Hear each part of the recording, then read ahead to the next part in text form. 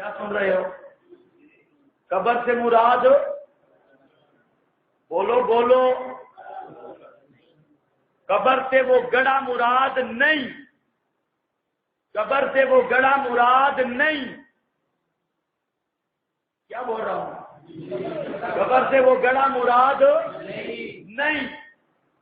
جہاں وہ ترنڈی and company وہ کہتی ہے جی علماء دیوبند کی ایسی کوئی عبارت نہیں، وہ تو کہتے ہیں کہ صرف اس گڑھے کو قبر نہیں کہتے، قبر کے معنی میں تبسو پیدا کیا ہے ڈنگور اسلام۔ اب جہاں دیکھو قبر سے وہ گڑھا مراد، عبارت کیا ہے؟ صرف گڑھا مراد نہیں یا گڑھا مراد ہی نہیں؟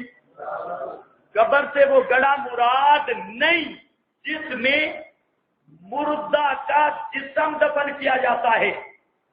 یہ ترنڈی ابلیس کو بھی بتا دینا، کہتا ہے جی اس میں صرف علماء دیوبند نے اتنا لکھا ہے نا، صرف یہ صرف یہ، وہ قبر کے مفہوم میں کیا پیش کرتی ہیں؟ وسعت یہ۔ لیکن اب ذرا علماء کی باتیں لکھ دی ہیں، یہ ایسے بے ایمان ہیں، قرآن حدیث کو بھی بگاڑتے ہیں اور اکابرین کی عبادتوں کو بھی بگاڑتے ہیں، اور صرف اپنی خواہش کے پجاری۔ آگے کہتے ہیں بلکہ عالم برزخ مراد ہے، بلکہ عالم برزخ مراد ہے جو دنیا اور آخرت کے درمیان میں ایک عالم ہے، جو دنیا اور آخرت کے درمیان میں ایک عالم ہے جو من وجہ دنیا کے مشابہ ہے اور من وجہ آخرت کے۔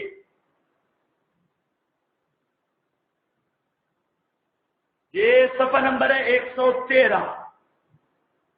ہمارا مقصد اس عبارت سے صرف آپ کو یہ بتانا ہے کہ قبر والے مسئلہ میں اہل بدعت کی ٹکر کس کے ساتھ ہے؟ علماء دیوبند کے ساتھ، یہ ان کے مد مقابل ہے۔ اب یہ سارے فتوے جائیں گے مولا ادریس صاحب تک۔ اسی طرح یہ کتاب ہے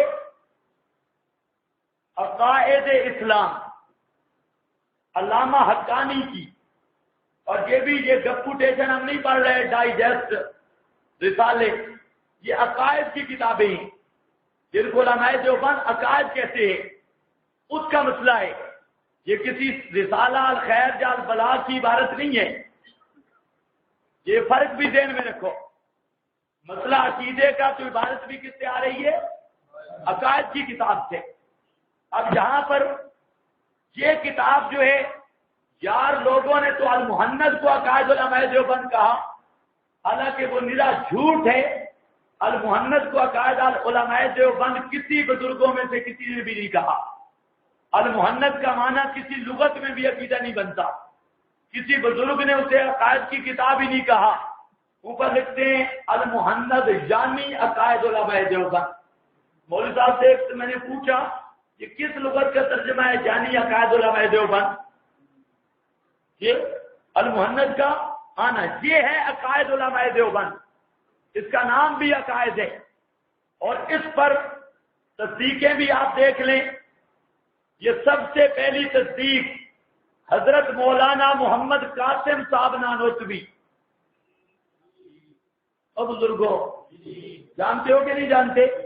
حضرت مولانا محمد قاسم صاحب نانوتوی یہ، اور حضرت نانوتوی نے بڑی عجیب بات لکھی، فرماتے ہیں اردو میں یہ کتاب لاجواب ہے، لاجواب میں نے اول سے آخر تک دیکھی۔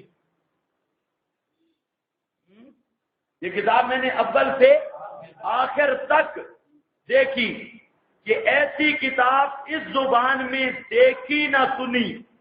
مضمون کی خوبی مصنف کے کمال کی دلیل ہے، کیوں نہ ہو یعرف الرجال بالمقال، آدمی پہچانے جاتے ہیں بولنے سے، زیادہ لکھنا فضول ہے، دیکھنے والے خود یہ دیکھ لیں گے یہ کتاب کیسی ہے۔ یہ حضرت نانوتوی کی تقریر، اور اسی طرح مولانا حبیب الرحمان معتمم دارالعلوم دیوبند، ان کی تصدیق ہے۔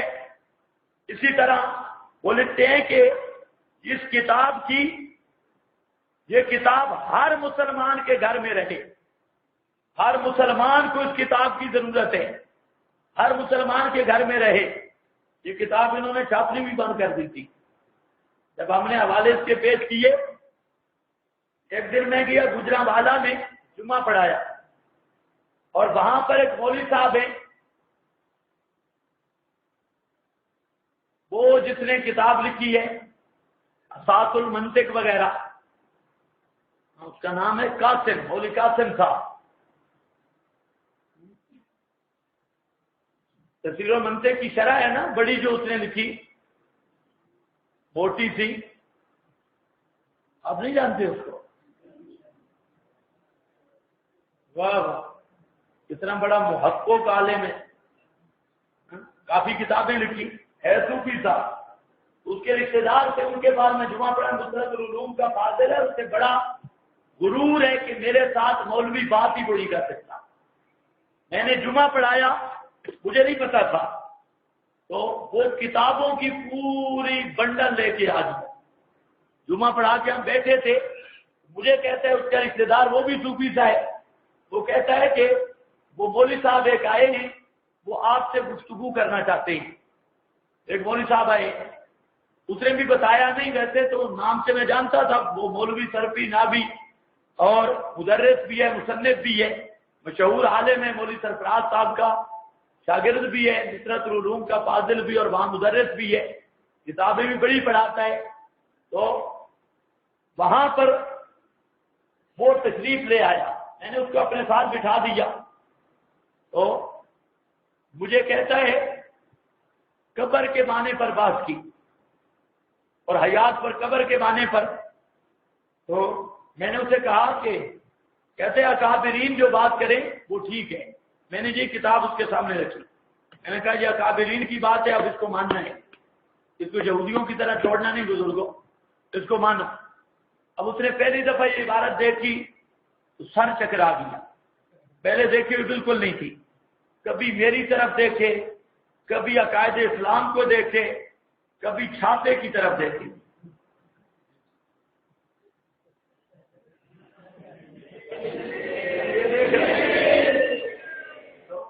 میں نے کہا صحیح چیکنگ کرو۔ اس دن وہ مجھے نہیں پتا تھا یہ وہ مولوی قاسم ہے۔ اچھا بیٹھا رہا تو کہتا ہے پھر قبر کا یہ مجازی معنی لکھا ہے اس میں۔ میں نے کہا کہ حقیقت اور مجاز کے درمیان کچھ علاقہ جات آتے ہیں، آپ کو کون سے علاقہ جات ہے اور جہاں کون سا علاقہ ہے، بس اتنی بات کرنی تھی، اس کو پسینہ آ گیا۔ کہتے ہیں میں آپ سے سیگا پوچھوں گا، میں نے کہا پوچھ لے۔ میں آپ سے سیگا پوچھوں گا، میں نے کہا بالکل پوچھو، آپ کا حق بنتا ہے، آپ مجھ سے سیگا پوچھ لیں جو مرضی ہے، اور مجھے آپ کے علاقات بتا دیں، حقیقت مجازات کے اور جہاں کون سا علاقہ ہے۔ تو یہ جو مدرس صاحب ہوتے ہیں ان کو مستی بہت ہوتی ہے، سیگا پوچھوں گا، فلاں کروں گا، فلاں۔ اب وہ پریشان اتنا ہو گیا کہ اسے سیگا بھی ذہن پہ نہیں آ رہا تھا کہ سیگا کون سا پوچھو۔ میں نے کہا آپ پوچھے سیگا، کہتے ہیں ان باتوں کو چھوڑو۔ میں نے کہا آپ نے شروع کی ہے، آخر حقیقت مجاز کا جو فرق کرنا ہے تو علاقات مجاز آپ کو آتے ہوں گے تو فرق کرے گا۔ اصل میں تو جان بوجھ کے تھکا ہوا تھا جمعہ، میں نے کہا ایسے جبل گلے پڑا ہے، اس کو بس دو باتوں میں ہی بند کر دوں، انہوں نے سمجھنا تو ویسے نہیں ہوتا۔ تو بہرحال گپ شپ چلی، مجھے کہتا ہے کہ میں آپ سے گفتگو نہیں کرتا، آپ مجھے مسئلہ سمجھائیں۔ میں نے کہا اب بات رہی ہے، اب آپ سمجھنے کی طرف پہ بیٹھے۔ تو بہرحال میں نے اس کو پوری بات سمجھائی، میں نے کہا یہ اختلاف ہے، یہ تین چیزوں میں عذاب و ثواب قبر کا یہ مسئلہ ہے۔ وہ سنتا رہا اور کہتا ہے جی میں آپ کو بہت شکر گزار ہوں، اور پھر اپنا تعارف کرتا ہے، میں وہ ہوں اور مجھے یہ بات سمجھ آ گئی، میں ان باتوں کی تحقیق کروں گا۔ میں نے کہا بہت اچھا، میں بھی حیران ہوں گا کہ یہ وہ مولوی صاحب ہے۔ تو ویسے وہاں پر پھر اس نے کہا کہ جی یہ پہلی دفعہ چیزیں میرے سامنے ہیں، میرے ذہن میں کچھ اور باتیں تھیں۔ میں نے کہا آپ تحقیق کر لیں۔ ہوا یہ کہ ہفتے کے بعد اس نے پمفلٹ شائع کیا، اور پمفلٹ میں یہ لکھا کہ مولوی خضر کے اخلاق کی وجہ سے میں ان کی ہاں میں ہاں ملاتا رہا اور وہاں ان کے پاس بیٹھا رہا، روٹی بھی کھائی، لیکن وہ مسئلہ ان کا ٹھیک نہیں تھا، مسئلہ غلط ہے، اور اخلاق کی وجہ سے میں ان کے ساتھ، یہ باقاعدہ اس نے لکھا، تو اس کا جو رشتے دار تھا اس کو میں نے کہا اس کا دماغی توازن ٹھیک نہیں، آپ اس کے جواب لکھ دیں، تو اس نے پھر بہترین جواب لکھا، میرے پاس پڑا ہے، پھر یہ نہیں بولنا، یعنی یہ لوگ ضدی ہیں، حالانکہ اس نے مسئلہ سمجھا ہے۔ اب اخلاق کیا تھا، جب فلاں سے متاثر ہوئے، قرآن سے متاثر نہیں ہوا، اخلاق سے متاثر ہو گیا اور جان بوجھ کر۔ یہ عقائد والی یہ جو کتاب ہے نا، یہ اگر آپ کے پاس ہو تو اس طرح سمجھو پاکستان کا ایٹم بم ہے آپ کے پاس، کیونکہ وہ لوگ قرآن کو نہیں مانتے، حدیث کو بھی نہیں مانتے، کہتے ہیں اکابر اکابر، اور جہاں سارے اکابر آئے ہوئے ہیں، جہاں پر حضرت نانوتوی بھی ہے اور مفتی کفایت اللہ صاحب دہلوی بھی ہیں اور علامہ انور شاہ صاحب بھی ہیں، حبیب الرحمان صاحب بھی ہیں دیوبند کے محتمم۔ اب اس کے اندر بہت زبردست عبارتیں ہیں، ساری سنانی مقصود نہیں، یہ خرید لو، اور کتب خانے والے کو چاہیے کہ آپ کو مفت دے اگر اشاعتی ہے تو۔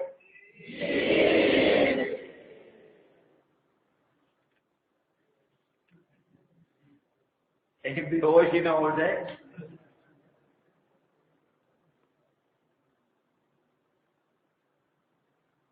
جہاں زبردست باتیں ہیں، چند ایک سن لو، یہ صفحہ نمبر 168 ہے، میں عبارت پڑھتا ہوں، آپ فوائد اخذ کرتے رہیں، تک تو نہیں گئے نا؟ کہتے ہیں احادیث میں جزا و سزا کا مقام الجین اور سجین بھی آیا ہے کہ ملائکہ مومنین کی ارواح کو قبض کر کے جنت کے حریروں میں لپیٹ کر نہایت تعظیم و تکریم سے 7ویں آسمان تک لے جاتے ہیں، پھر وہاں سے حکم ہوتا ہے کہ الجین میں اس کو لے جاؤ، بس وہ جہاں اور مومنین کی ارواح ہیں وہاں آتا ہے، جہاں اور مومنین کی ارواح ہیں وہاں آتا ہے، وہاں کے مومنین اس سے دنیا میں اپنے اپنے اقارب کا حال دریافت کرتے ہیں اور اس کے آنے سے نہایت خوش ہوتے ہیں، کہ جس طرح کوئی کسی غائب کے آنے سے خوش ہوتا ہے۔ احمد اور نسائی نے اس کو روایت کیا، اور شہیدوں کے لیے جنت میں رہنا بھی ثابت ہوا، اور کافر اور منافق کی روح کو فرشتے نہایت شدت کے ساتھ قبض کر کے بدبو کے ٹاٹ میں بند کرتے ہیں اور آسمان کی طرف لاتے ہیں، تو وہاں اس کے لیے آسمان کا دروازہ نہیں کھلتا، پھر حکم ہوتا ہے اسے سجین میں جہاں اور کفار کی ارواح معذب ہیں لے جاؤ، وہاں لے جا کر عذاب میں گرفتار کرتے ہیں۔ مومن حشر تک الجین میں آرام اٹھاتے ہیں، کب تک؟ مومن حشر تک الجین میں آرام اٹھاتے ہیں، اور کافر حشر تک سجین میں عذاب پاتے ہیں۔ اب ذرا اگلی بات خیال سے سننی ہے، کہتا ہے کہ ان احادیث میں اور جن میں کہ قبر کے اندر ثواب و عقاب ثابت ہے، کچھ مخالفت نہیں۔ ان احادیث میں اور جن میں قبر کے اندر عذاب ثواب ثابت ہے، کچھ مخالفت نہیں۔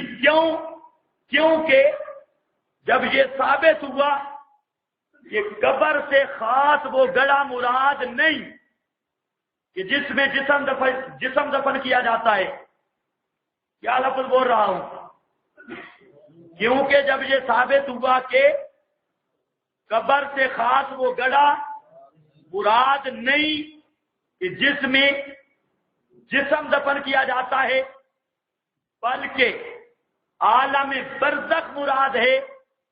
خواہ کوئی پانی میں غرق ہو، خواہ آگ میں جل جاوے، تو اس کی وہی قبر ہے۔ اس صورت میں الجین و سجین میں عذاب و ثواب ہونا قبر میں عذاب ثواب ہے۔ الجین اور سجین میں عذاب و ثواب ہونا قبر میں عذاب ثواب ہے۔ یہی قبر کا عذاب ثواب ہے جو الجین کا عذاب ثواب ہے۔ اس سے مراد یہی عالم برزخ اور یہی قبر ہے۔ یہ کون لکھ رہے ہیں؟ علامہ حقانی، اور تصدیق کرنے والے ہیں اکابرین اور علماء دیوبند۔ یہ اب اگر یہ عقیدہ رکھنے والا بدعتی ہے، جانوروں سے بدتر ہے، قرآن سنت کا منکر ہے، تو پھر لسٹ بنا لو۔ حضرت نانوتوی اور یہ سب اہل سنت سے معاذ اللہ خارج اور اہل بدعت اور ماسٹری بکواس بازی کے مطابق یہ سارے اکابرین دیوبند یہ جانوروں سے بدتر ہے۔ تو سمجھ آ گئی یہ بات یا نہیں؟ پوری تفصیل وہاں دیکھ لو، اکابر کا باغی، ان کی عبارتیں بھی، اکابر دیوبند کی عبارتیں بھی۔ اور یہ مسئلہ یہاں پر آگے اسی کتاب کا صفحہ نمبر 170 ہے، زبردست بات کی۔ فرماتے ہیں ابھی ہم کہہ چکے ہیں کہ یہ گڑا قبر اصلی نہیں۔ کیا لفظ پڑھ رہا ہوں، خیال کرو۔ پھر کوئی نور محترنڈی جیسا کوئی پھر جنگلی جانور ٹکر نہ جائے۔ کیا کہہ رہا ہوں؟ ابھی ہم کہہ چکے ہیں کہ یہ گڑا قبر اصلی، یہ گڑا قبر اصلی، سارے بولو یہ گڑا قبر اصلی، انکار نہیں کر رہا۔ ابھی ہم کہہ چکے ہیں یہ گڑا قبر اصلی جس کو تم قبر سمجھتے ہو، او اہل بدعت واہیاتی ہو، جس کو تم قبر سمجھتے ہو، یہ علامہ حقانی ہے۔ بچیوں بچاؤ نا، شادیوں پر تو فتوے لگانے آسان ہے، اب بابے جی پہ لگاؤ۔ لوگوں کا ذہن یہ بنایا نا طالب علموں کا، وہ جی شادی اس قبر کو نہیں مانتے، ہم اس قبر کو مانتے ہیں۔ ان کو یہ نہیں پتا بابا جی بھی نہیں مانتے۔ ہاں یہ بابے جی کی عبارت ہے۔ نہ ادھر کے رہے نہ ادھر کے، نہ خدا ہی ملا نہ مثال صنم، نہ قرآن مانا نہ سنت، 100 پیاز بھی کھا گئے، 100 جوتے بھی برداشت کر گئے۔ سنو بات، جس کو تم قبر سمجھتے ہو، بلکہ مراد وہ ہے جو اب بیان ہو چکا، خواہ کوئی غرق ہو یا جلے یا کوئی جاندار اس کو کھا جاوے، اس کی روح سے باہر طور یہ معاملات پیش آتے ہیں۔ کس سے آتے ہیں؟ اس کی روح سے باہر طور یہ معاملات پیش آتے ہیں، اور وہاں ہی، لفظوں پہ غور کرنا، وہاں ہی منکر نکیر اس سے سوال و جواب کر لیتے ہیں، وہاں ہی اس کی روح پر کشادگی اور تنگی وغیرہ ثواب و عذاب ہو چکتے ہیں۔ قبر کی تنگی بھی کس پر ہوتی ہے؟ روح پر۔ سوال و جواب بھی کس سے ہوتے ہیں؟ روح سے۔ یہ آگے خلاصہ عقیدہ اسلامی اس مسئلہ میں، لفظوں پر غور ہے نہیں ہے، خلاصہ عقیدہ اسلامی، 2 لفظ، مذاق نہیں، عقیدہ اسلامی، اسلامی عقیدہ اس مسئلہ میں یہ ہے، جب انسان اس منزل فانی کو چھوڑتا ہے، وہ دوسرے عالم میں پہنچتا ہے، اس عالم غیر محسوس میں نیکوں کا مقام عالم بالا یعنی الجین ہے، بدوں کا سجین، جن کی روحیں کثافت و ظلمت کی وجہ سے اوپر نہیں چڑھ سکتی۔ یہ آج کل جو ماسٹری اولاد ہے یہ بڑا مذاق کرتے ہیں الجین سجین کا، کہتے ہیں الجین سجین، یہ تو ہمارا نامہ ہے، اس میں روحیں کہاں رہتی ہیں؟ یہ روحوں کا مستقر ہے ہی نہیں یہ. اب ذرا خیال کرو اکابر کیا کہہ رہے ہیں کہ اتنا نمک حرام ٹولا دنیا میں نے نہیں دیکھا. بھونکتے بھی اکابر کو ہیں اور نام بھی لیبل بھی اکابر کی محبت کا لگایا. اب آپ انصاف کرتے ہیں جو طالب علم بیٹھے ہیں مذبذبین وہ بھی انصاف کریں کہ اکابر کا دشمن کون ہے. آپ کو یہی مدارس میں پڑھایا جاتا ہے جی ہم اکابر کو مانتے ہیں شاطی نہیں مانتے. اور اگر آپ کے اندر ایمان یا انصاف کی کوئی بات ہے تو ہم کہتے ہیں کم از کم اعدلوا هو اقرب للتقوی، انصاف تو کرو مسئلہ نہ مانو. لیکن اندر تو پتا ہو کہ اکابر کا دشمن کون ہے. اب اکاڑوی نے جتنے فتوے لگائے ان سب اکابر پہ لگ رہے ہیں. اب ذرا دیکھو وہ اس ناپاک جگہ میں ڈالے جاتے ہیں. اگلی عبارت بڑی زبردست ہے لیکن بچے گی ایمان والے کو. کہتا ہے قبر عرف شرع میں اسی عالم کا نام ہے. قبر عرف شرع میں اسی عالم کا کون سا عالم؟ سجین اور علیجین اسی عالم کا نام ہے. اب کہو ماسٹریہ لگاؤ فتوا. ہاں بڑا مماتی کی عبارت ہے. نیلوی شاہ سے پر تو بھونکنا آسان ہے. یہاں پر ذرا آئے حشر کے بعد اگلا اور ایٹم بم ہے. کہتے ہیں حشر کے بعد ارواح کو ان ابدان سے پھر متعلق کیا جائے گا. سبحان اللہ. واہ علامہ حقانی کہتا ہے کہ حشر سے پہلے روحوں کا جسم سے تعلق بھی کوئی نہیں. حشر کے بعد ارواح کو ان ابدان سے پھر متعلق کیا جائے گا اور نیا آسمان نئی زمین پیدا ہوگی. تب تو نیک جنت میں اور بعد دوزخ میں رہیں گے.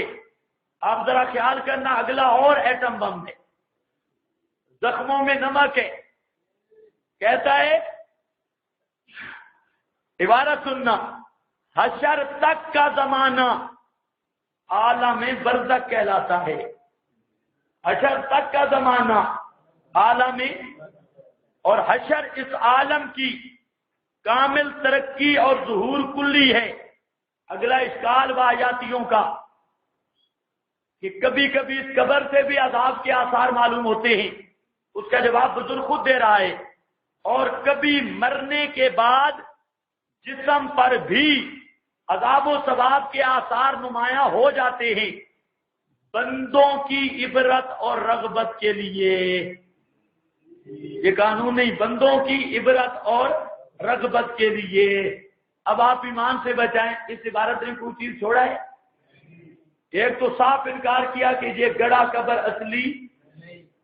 اصلی نام کس کا ہے؟ علیجین اور اسی کا نام برزخ ہے.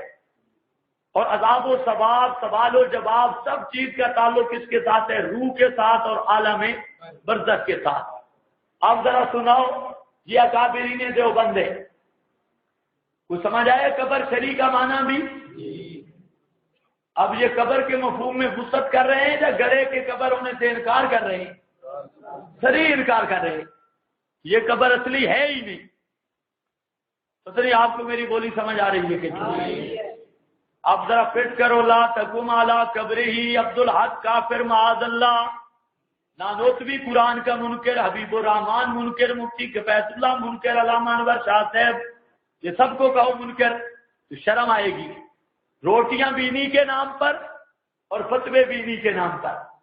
اور مسلمان ایک نہیں سمجھتے. یہ تو اب وقت نہیں، میں آپ کو بتاتا کہ 60 وجوہات ایسی ہیں کہ اتحادی شیاطین اکابرین دیوبند ایک کو بھی مسلمان نہیں سمجھتے. اور ان کے فتوے ہیں، کبھی ہندو کہتے ہیں، کبھی یہودی کہتے ہیں، کبھی مشرک کہتے ہیں، کبھی کافر کہتے ہیں، کبھی ابو جال کہتے ہیں، کبھی کبا کہتے ہیں، کبھی اولئکا کالانعام بل ہم اضل کا بھی ذات ٹھہراتے ہیں بیچارے اکابر کو ماننے والے. شاگرد نے استاد کو شکایت لگائی نا جس نے مجھے گالی دی. اس نے استاد نے بلایا شاگرد کو، کیوں گالی دی؟ کہتا ہے اس کی ماں کی اس طرح کیا ہے، خدا کی قسم میں نے تو اس کو کوئی گالی نہیں دی،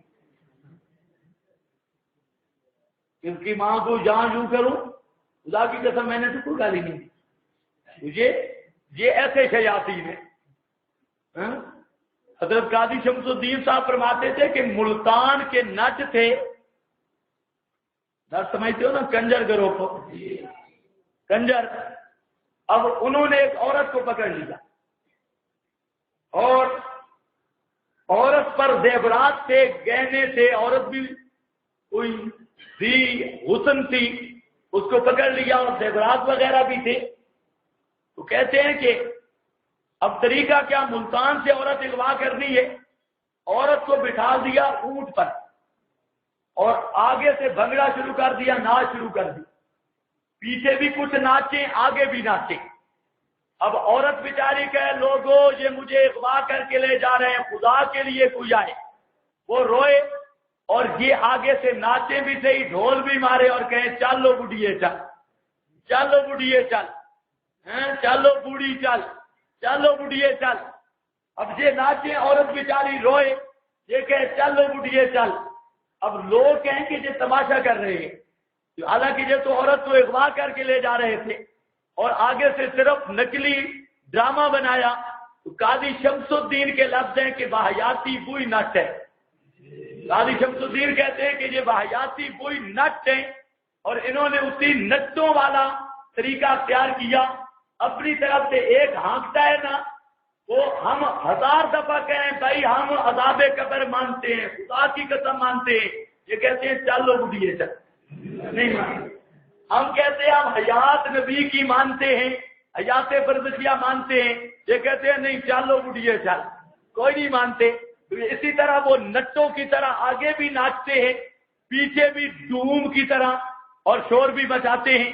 اب یہاں پر بھی ایسے علماء دیوبند کو کافر بھی کہے جا رہے ہیں، اور آپ کے بارے میں کہتے ہیں یہ دیوبندی نہیں، علماء دیوبند کو نہیں مانتے، اور ساتھ وہی ناچ ہے چلو بڑھیے چل۔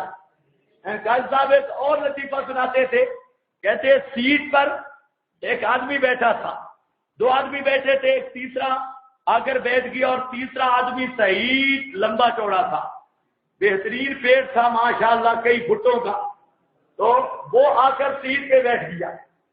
اب وہ جب موٹا آدمی سیٹ پہ بیٹھے تو یہ بھی عذاب ہوتا ہے، وہ جو بیٹھا گاڑی کو جو تھوڑا جم پایا تو اس آدمی کا وجود لگا ساتھ والے پتلے آدمی پہ۔ اب وہ آدمی کھڑا ہو گیا، اس کو صحیح اس کی ہڈیاں دکھی، وہ کھڑا ہو گیا، وہ کہتے ساڈا کی قصور ہے، ہمارا کیا قصور ہے، ساڈا کی قصور ہے، روٹی تو زیادہ کرنے ساڈا کی قصور ہے۔ قاضی صاحب کہتے کہ ظالموں ہمارا کیا قصور ہے، تم ہمارے پیچھے لگ گئے ڈنڈا لے کے، ساڈا کی قصور ہے، موٹے تسی ہو، سٹیجا سے تسی نہیں آندے پورے، ساڈا کی قصور ہے۔ تو بہرحال قاضی صاحب کی تقریر عجیب ہوتی تھی۔ ایک دن کہنے لگے اچھا چلو یہ ایسی گپوں پر آپ صحیح جو مسئلے کا منت بھی کریں بے خدا کے لیے بولو نہیں بولتے، اور جب گپے ہوں تو ماشاءاللہ ایمان تازہ ہوتا ہے۔ ابھی تک پرانا ہے اندر سے نکلا نہیں، تو اس نے کہا مندر توڑو، اس طرح کر کے پیچھے ہٹ گیا، کہتے توڑو، اس نے کہا شاہ جی 70 سال سے اندر ہے، کلمہ تو پڑھ لیا لیکن 70 سال کے اندر یہ نکلتا اتنا آسان نہیں، اس لیے جو اندر کی بات ہے وہ نکلتی اوکھی ہے، مشکل ہے۔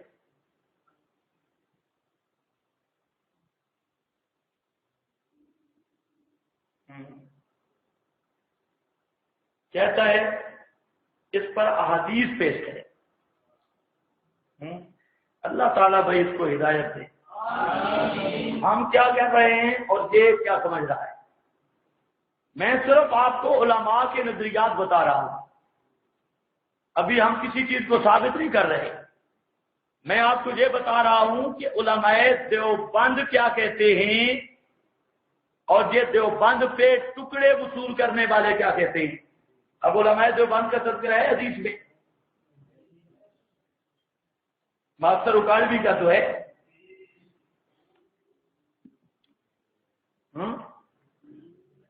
ابھی پرچی کوئی نہ آئے، میری بات مکمل ہونے دو. اب ذرا خیال کرو تو یہ عبارت آپ کے سامنے آ گئی اور سمجھ بھی گئے آپ. اب تھوڑا سا اور سن لو. یہ عبارت 170 171 پر وہ تفصیل کے ساتھ ہے. یہ مولانا اشرف علی صاحب تھانوی ہیں. کم از کم جامعہ اشرفیہ والوں کو تو شرم کرنی چاہیے. حضرت تھانوی کے نام پہ چندے بھی لیتے ہیں اور بات بھی تھانوی کی نہیں مانتے. میں آرام سے پڑھ رہا ہوں، تعلیم کرا رہا ہوں، اور آپ سنیں.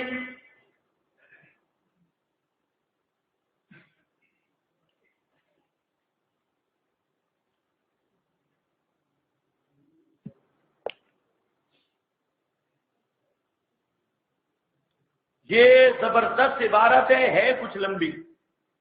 عنوان ہے عالم مثال اور عذاب و ثواب قبر کا اثبات. عالم مثال اور عذاب و ثواب قبر کا اثبات. ایک وام بھی ذرا ذہن سے نکال لو. یہ اشرف الجواب جو ہے یہ حضرت تھانوی کی مختلف کتابوں سے اقتباسات ہیں. کیا کہہ رہا ہوں؟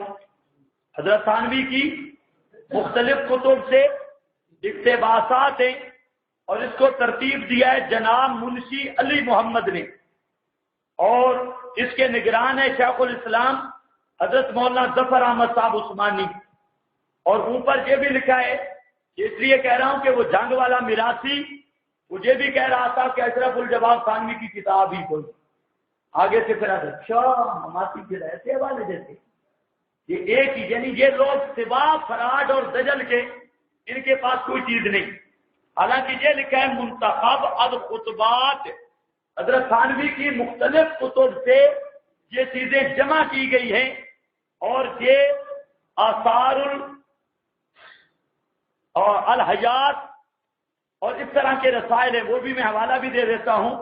اثر رسائل سے جو یہ مواد جمع کیا گیا ہے، یہ آثار المربع وغیرہ یہ رسائل ہیں حضرت تھانوی کے اپنے. تو فرماتے ہیں اول عالم مثال کا اس بات کرتا ہوں تو سمجھ لیجئے یہ ثابت ہے اشارات نصوص سے. اور اشارات تو میں نے احتیاطاً کہہ دیا، ورنہ وہ اشارات بمنزل صداقت کے ہیں. تو گویا بالتصریح یہ ثابت ہے کہ علاوہ شہادت یعنی دنیا کے اور عالم غیب یعنی آخرت کے، ان دونوں کے درمیان میں ایک اور بھی عالم ہے جس کو عالم مثال کہتے ہیں. حضرت تھانوی کہتے ہیں یہ نصوص سے ثابت ہے. اشارات نصوص بھی میں نے احتیاطاً کہہ دیا، ورنہ اصل نصوص سے ثابت ہے. حضرت تھانوی یہ کہتے ہیں جو من وجہ مشابہ عالم شہادت کے اور من وجہ مشابہ عالم غیب کے، یعنی وہ برزخ ہے درمیان دنیا اور آخرت کے، اور اس عالم کے ماننے سے ہزاروں اشکالات قرآن و حدیث کے حل ہو جاتے ہیں. مثلا حدیث میں ہے، اور یہ کام کی بات ہے، حدیث میں وارد ہے کہ قبر میں اس طرح سے عذاب ہوگا یا ثواب ہوگا